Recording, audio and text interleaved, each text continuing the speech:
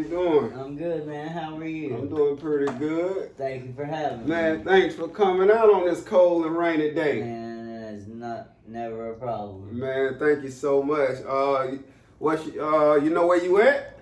Ain't No Days Off podcast, the Ain't one and only. No Days Off podcast, the one and only. So what's your name and where you from? My name's Todd, and I'm from Conway, South Carolina. Okay, Conway, you been there all your life? I have, born and raised. Okay, you love it? No. Oh, okay. But that's all you know? It is. Okay. All right, you ready to get started? Yeah. Can you briefly describe your childhood?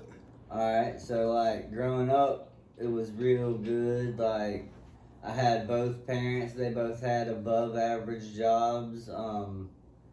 But like my mom always made time for me, and my dad did too. And I was real involved in sports, and like I did well academically, and had everything I ever wanted. I was the only child. Like I was spoiled rotten. What sports did you play?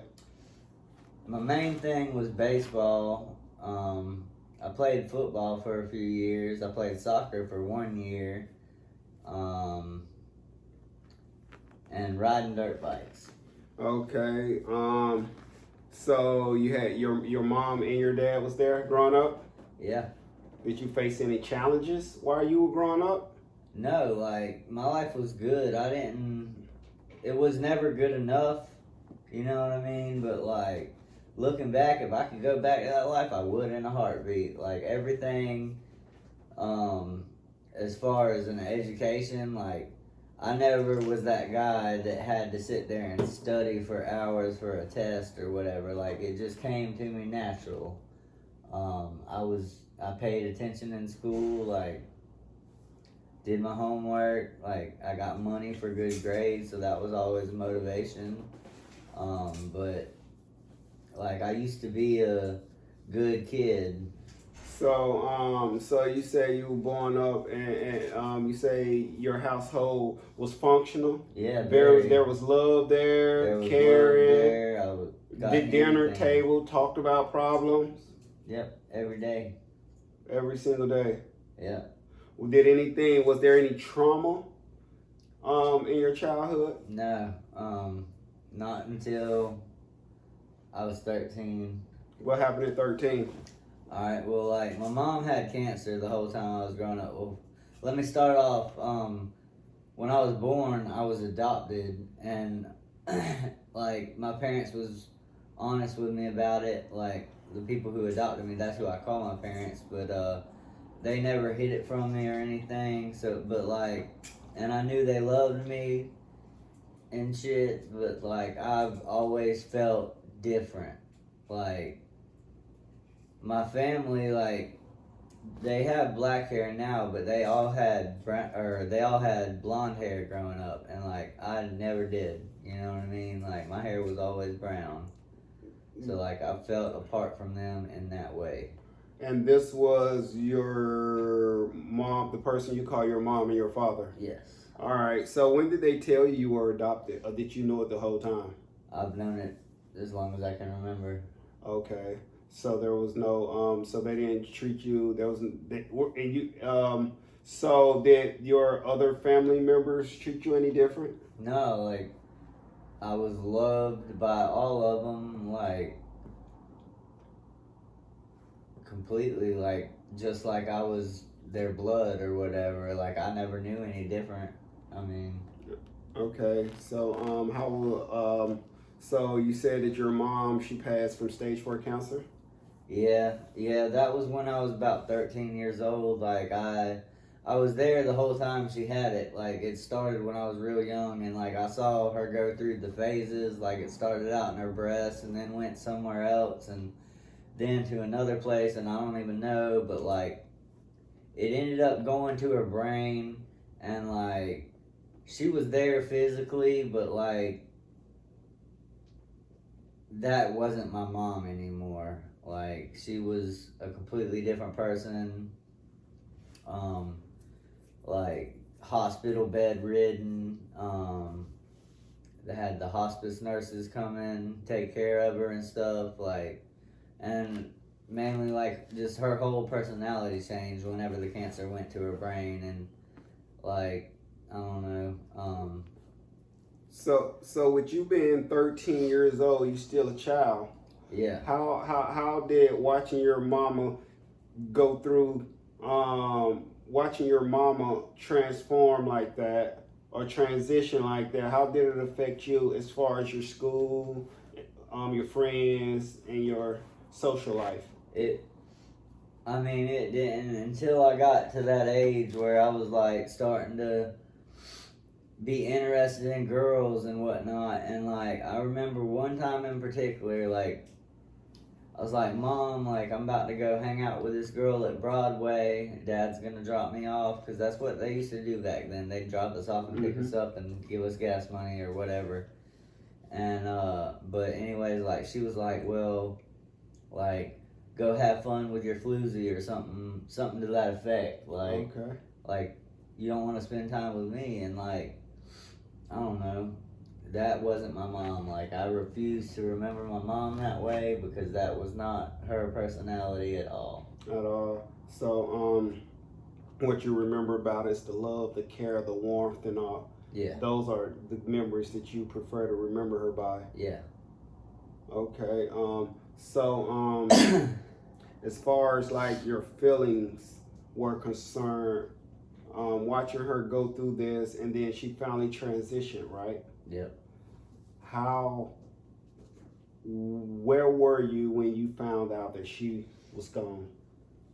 I remember coming home from school one day, and like I walked in the front door like I always did, and we had a couch right there by the front door, and my dad was sitting on it crying, and like he didn't even have to tell me. Like I knew what had happened, and I cried too, and yeah, like I remember a short time after that, like I had learned how to surf, and I guess as a way to make me feel better, he sent me on a surf trip with the Village Surf Shop in Merle's Inlet, and we all went to Costa Rica for a week. That was cool. And pretty much back to normal life after that. So as a child, and your mother had passed, your heartbeat, your best friend. Yeah, that's like definitely the parent that I was more closer to. How was there ever a time that you felt guilty or felt like it was that you had something to do with that? No, I mean, I knew she had cancer from a young age. Like, I knew it was coming, but like, you can do everything you can think of to try to prepare yourself for that. But then when it happens, it's like, fuck, like, my whole world had changed. And a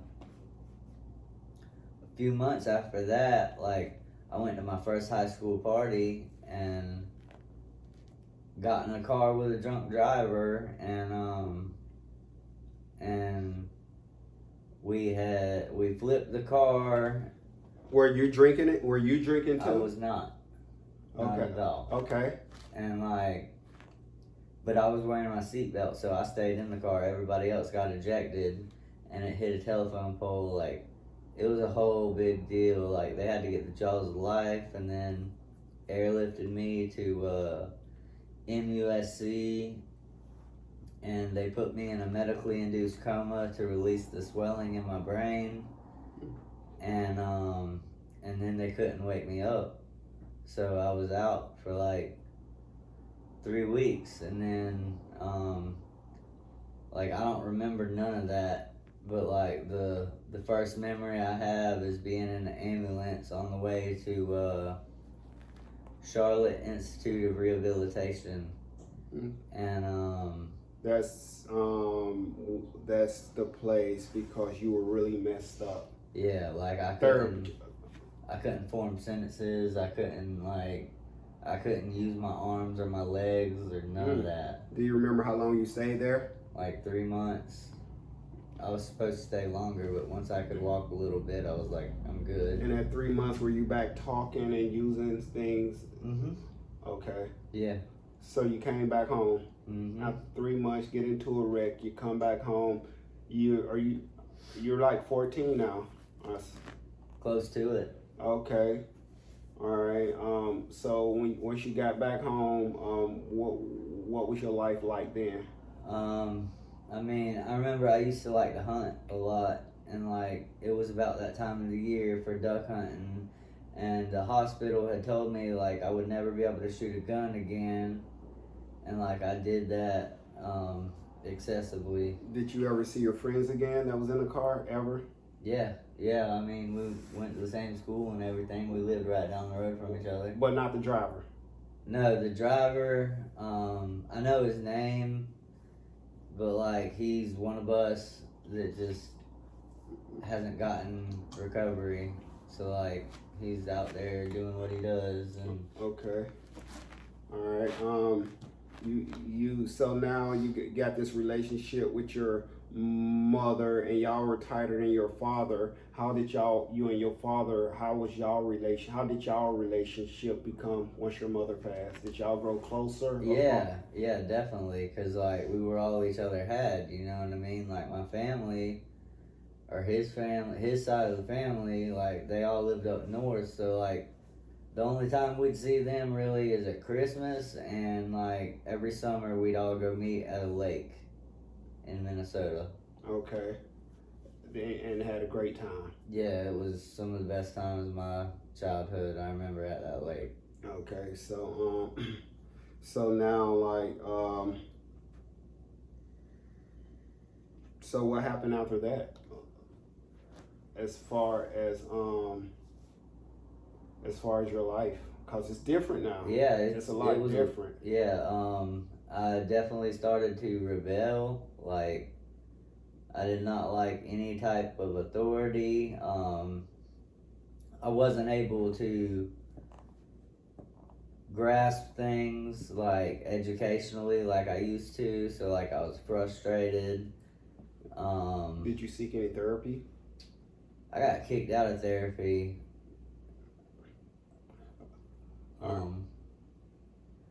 Cause like I didn't take it seriously. Okay. And I told him like I was like, I'm trying to go, I don't know if I should say it on here, but I was like, man, like we need to hurry this up. Like I'm trying to go lose my virginity, and that was that, and Okay. I never went back. All right. So are you getting in trouble at school and all that now? Yeah. Let me see. Like smoking in the bathroom, and hanging out with the, I guess you would say, the thuggish kids, because that was the first people to accept me. You Bad know what apples. I mean? Yeah. Outcasts. Yeah. So so like when you did get in trouble and you was reprimanded for your behavior, did you ever use your mom's death as an excuse? Yeah, because I remember in science class was my last class of the day, and some kid said, "Yo mama," like, and then I was like, well, that's my excuse right there, like, I'm gonna go hit him after class, and I'm gonna make sure everyone sees it so everyone knows. And I did that, and then the school resource officer came up and put me in handcuffs, and then like my friend explained to him what had happened, and he was like, well, we're gonna let him get on the bus and let you go. And in my mind, it's like, cool, I can act out and get away with it because I have an excuse. Your mom passed. Yeah, not to mention the brain thing, but like, so that there was that, and like, no matter if it's good attention or bad attention, like as long as I'm the center of attention, I don't care what kind of attention it is. Okay. And that, I think, played a part into later. So when now that you're giving me a background story of you growing up. When did the you're a person in recovery? I know that because we're in recovery together. Right. So when were you introduced to drugs or alcohol? Around the time I was, well, when I was in that car wreck, like, I didn't know it at the time because I was unconscious or whatever, but they had started giving me a lot of morphine and shit. And, so, like, after that, like, I knew something was missing, but I just hadn't found out what it was yet, you know what I mean? Okay. And then it's like,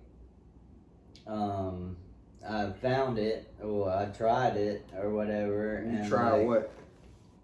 Adderall, I think. Okay. And that filled that hole inside me. You know what I mean? Okay. Like, it made me feel whole. Like, I was like, I want to feel like this for the rest of my life, and I'm gonna do whatever I have to do to keep it like that. So when you said it made you feel whole, because did it make you feel like invincible? Did it make you feel like everyone accepted you? Did it make you feel all right with what had happened to your mother? Like, what is making you feel I mean, good?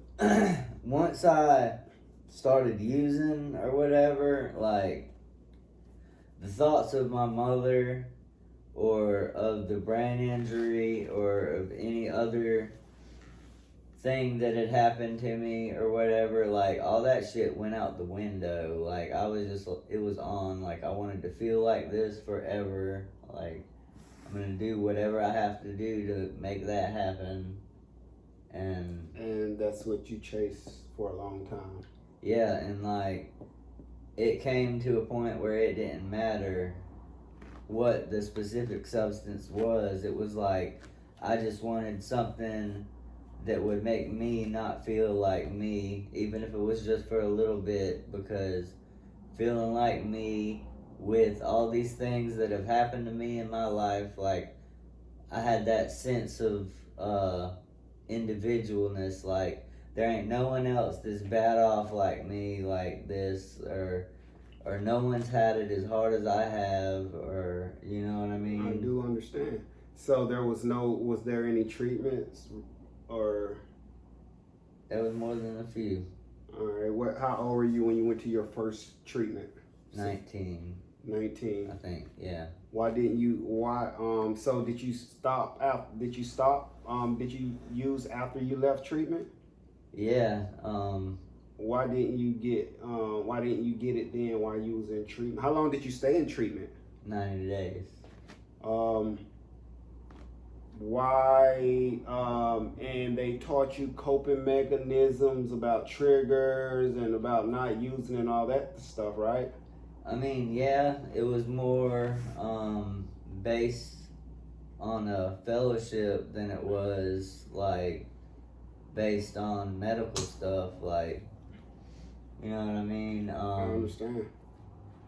So you didn't. So you really didn't get into this treatment, but you went through the motions and you graduated. Yeah, like, I didn't even think I had a drug problem when I went there. I went there at the advice of my lawyer to get me out of some charges. Okay. Okay, so you stayed there how long? 90 days. 90 days. You leave there, did you go right back to drugs? Not yet. Like, first I went to a AA meeting. Recovery meeting. And they asked me about the identification, and as far as I knew, I was an addict because I hadn't started drinking yet. And that wasn't what they were looking for, I guess. And I don't know. I took that as my excuse to go get high. You know, I've heard about people going to recover to self-help groups. Yeah. And them being told that they was in the wrong place. So with you, 19 years old, wanna 19 years old, wanna do better and get yourself together. How did that make you feel? It was, it was like, well, that's my justification right there. Like, I'm gonna go do what I go do best. And that's get high and drink and party and just do things that will make me forget my outside circumstances long enough to be at peace with myself. All right. Okay, you're doing all this. You say you and your daddy still got this. Is your relationship with your father the same? I mean, yeah, like, he always loved me, at certain times it was like I frustrated him, like, it got to a point. I remember one time, like, he had a injury because he was under so much stress. Like, he had like half a stroke or whatever Because from of stress from me from you. that I caused. How Yeah. Did that stop you from getting high? No. Okay. No. I mean, it. Did you even slow down? Temporarily. I mean, until the consequences went away. Like, that's what I always did. Like, when the consequences got too bad, I'd check myself into a rehab, go to detox. How many rehabs and detoxes you been to? I've been to 3 different rehabs, but I've been to the same rehab probably. That first one, I went there probably 4 times. Just like trying to get right, and that was all I knew at the time. You know what I mean? I didn't know there was a big recovery community out here. Why do you think when you went to those rehabs those times? Why do you think you didn't get it those times? Because I wasn't ready. Like, it's a saying, like, people say, like, you can't get this until you're ready to get it or whatever, but like, it's the truth. Like, for me, I had to exhaust all my resources. What does that mean?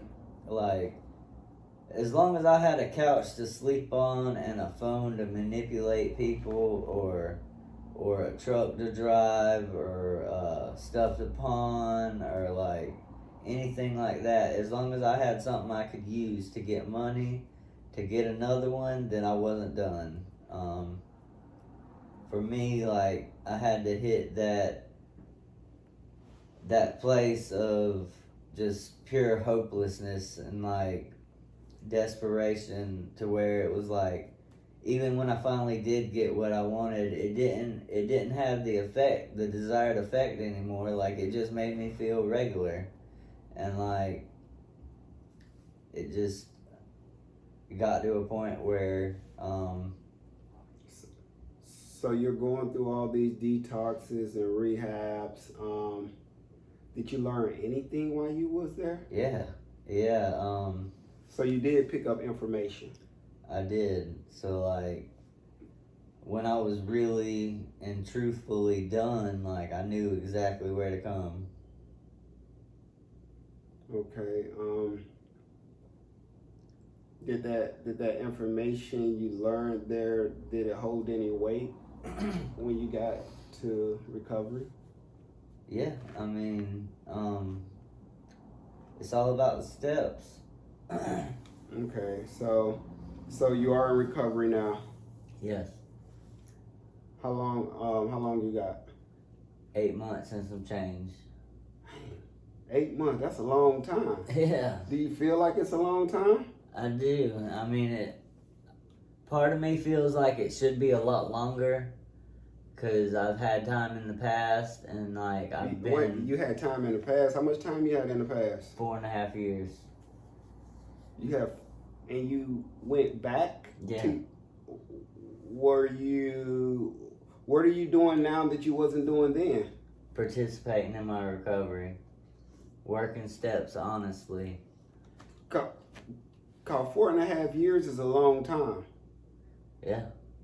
So what type of place were you in to say to be at 4.5 years? What type of place you were in mentally to say, I'm finna go use some drugs? I was delivering pizza, and one of the deliveries was to a girl a naked woman with cocaine. Why didn't you say no? I mean, it was a naked woman with cocaine. You delivering pizza though, like Yeah. I mean, I don't know. Like, it happened, and like. So you don't remember what you was thinking or what was going through your head? It wasn't recovery at that time though. No, it was just like. It wasn't. I didn't think of any of the stuff that had happened in the past. You know what I mean? Like, all that was. That tape. Yeah. You didn't play the tape all the no, way through. No, not at all. So how long did you stay out there? About 7 months. You stayed out there 7 months. How was those 7 months? I mean, it was fun for a while, and then I don't remember what month it was. I ended up getting shot though, and then when I was laying on that floor in that empty house bleeding, like, I was like, man, like, they took my phone, like, all those people that I was friends with, like, none of them were there. Shit, I remember I went across the street and used the phone, but like then after I went to the hospital, we got the story straight and hid it from the police and shit. Like, I remember that night, like, I tried to call somebody to come roll a blunt for me, and they was just like, no, like. Why, you was shot? Yeah. Okay. Yeah, like. So do you consider yourself being in the grips? Yeah. Yeah, definitely. And I mean, it never gets any better. So like, with you being in recovery now, what made this time different? I honestly couldn't tell you. Like, I mean, I'm honestly working steps this time. Like, me and my sponsor have a good relationship. Like, I tell him the things I wouldn't tell anybody else. Like, what? Okay. Hold on. Well, you said you didn't get it last time because you wasn't open-minded, like you wasn't willing. Like, what got you to the point to be open-minded and willingness this time? my last relapse. How was that? Explain that, what that looked like. It was with alcohol. Like, it was an isolated incident, but like, I was living in a halfway house and I happened to get tested that night, and like, they were like, you gotta go, and I was just like, man, fuck this. Like, I'm not having people dictate where I can fucking sleep. Like, if, you know what I mean? Okay. And, so like, I actually came to this building that night. Okay. And, stayed with a friend. And then I was honest, like, I was working with a guy in the program, and I called him and told him, and he was like, you need a day off, and I was like, no, and I worked, and then we talked about it. But you did eventually, you went back to the sober house. I did. All right, and what did you do? What did you do different this time? I started building a network, like a real network. What's a network? A group of people that I know, like, if shit hits the fan, I can call them and talk to them, or if I need help, they'll come help me, or vice versa. What made this time different, though? You never picked up the phone and called nobody. Like, what about this time that made things different? Because you had 4.5 years, you didn't pick up the phone, then you had 9 months, you never. What made this time different?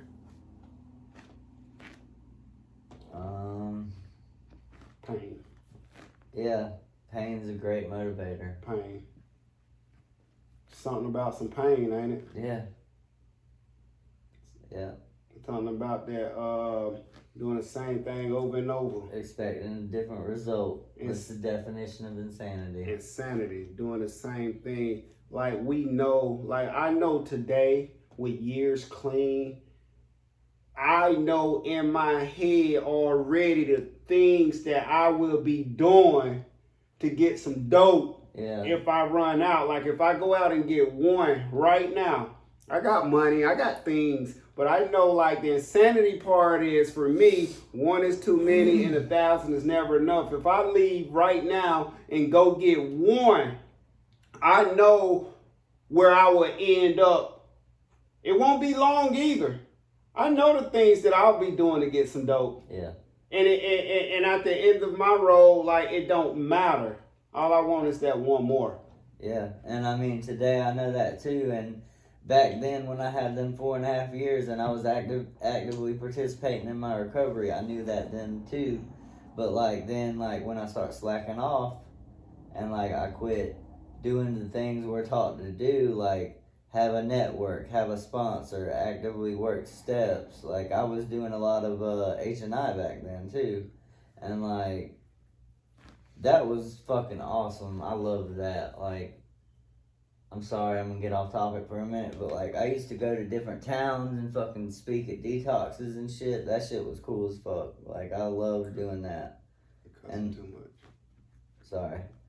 And like I don't know, it's just like I got selfish. I got to thinking I had this thing figured out, and like it didn't happen overnight. Like I didn't just think I had it figured out and then go use the next day. Like it stayed good for a while, and like the longer that it stayed good without me actively participating in my recovery, then the more I was like, oh, I got this. I don't need those meetings. Like I don't need them people.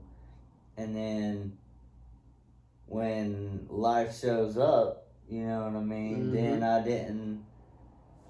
don't know if I even had them numbers in my phone anymore. Like I definitely didn't have a relationship with them people to where I felt comfortable telling them the things I needed to tell them. Okay. So like for me now, it's important to keep that door open. Like even if it's once a week. Yeah. Like it's better than never, you know what I mean? And losing relationships when, like, because I'm not saying, like, it doesn't get that bad every day, like, you know what I mean? But some days are bad. Yeah. And that's one thing we're guaranteed is, like, it's not going to be easy all the time. So when things get bad for you in recovery, like, what do you do? I mean, lately they haven't. But when they do, like, my sponsor is the first one I call, and even if he doesn't answer, like, just that time of me listening to the phone ringing until it hits his voicemail, like, that's enough time for me to realize I need to think about something else, you know what I mean? Because, like, I don't know. I don't think it's the point of, like, if they answer or not, but, like, that, just for me, that ringing, like, that'll get my mind on something else. Okay. So how's your relationships now with your family and with your friends? Well, all my friends today are in recovery. I do my best to surround myself with people in recovery. Why? Because, like, I don't know, it's like, if I don't drink, I'm not gonna go hang out at a bar, you know what I mean? Okay. It's, like, if I don't use drugs, I'm not gonna go hang out in a trap house. Okay. Understandable. So, like, I try to surround myself with people that are doing the same thing that I'm doing. People that's headed in the same direction that you're going in. Yeah. Because they'll get you high before you get them clean. Right. Okay. Well, that's some good stuff, man. Thank you for coming out. Yeah, thank you for having me. It's been a pleasure. I appreciate it. Y'all have been tuned in to Ain't No Days Off podcast. You got Lewis. And Todd. And y'all have a good night. And y'all have a good night.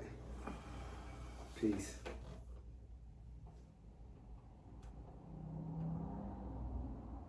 All right. Does that one work? Yeah, we got this one.